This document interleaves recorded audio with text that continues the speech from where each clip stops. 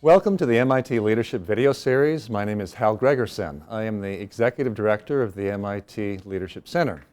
Today we have Kailash Swarna with us, who is an MIT Sloan Fellow from 2012. We're delighted to have you here. Thank you.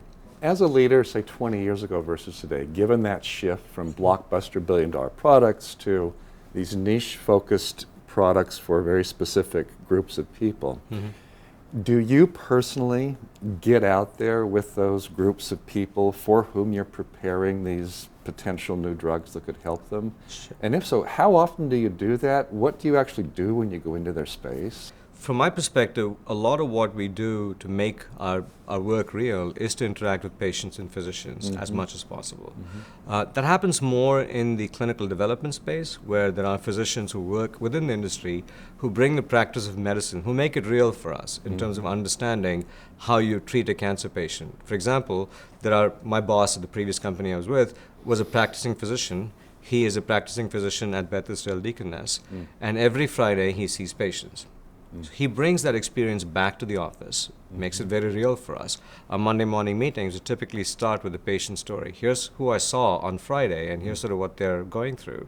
And why is it that we need to make sure that our medicine is relevant to them? Some would argue that the reason we get stuck in problems is that we're asking the wrong questions.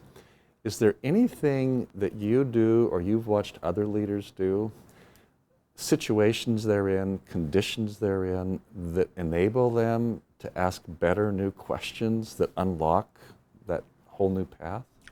I have. The most effective leaders I've seen, and I try to learn from this, are those who create an environment in their meetings which is open. And I don't necessarily mean sort of an environment that is sort of artificially sort of benign, but an environment where they're happy to ask tough questions, but they're equally happy to be asked tough questions.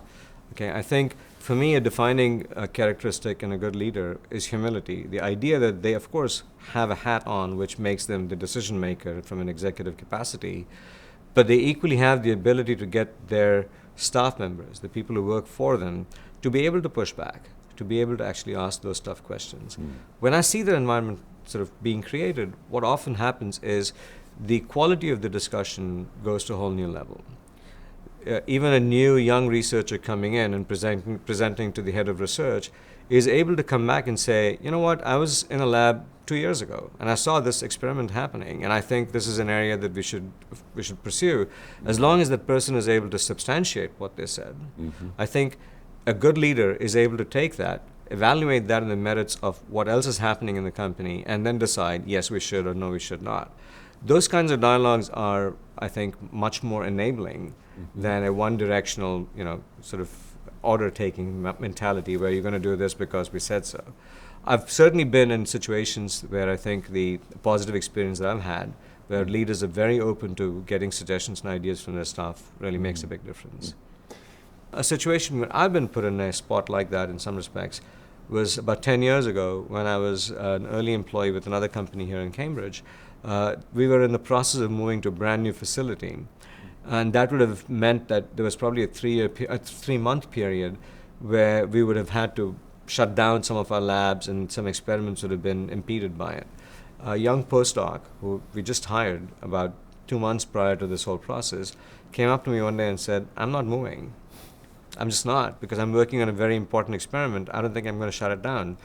And I think just the way he said it, a very refreshing way of saying, it's my experiment, I want to do it, I'm not moving, sort of really made me think back and say, what do I need to do to push back to the corporation and say, we need to rethink what we're doing?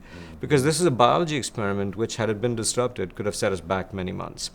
So it took me a lot of effort, and rightfully so, to go back and push back against the executives who were making the move decisions to see if we could readjust our schedule so that this experiment could continue. And happily it did, and that was a very good thing. But just the refreshing way in which this person was able to come up and say, I'm just not moving, I think made a big difference for me.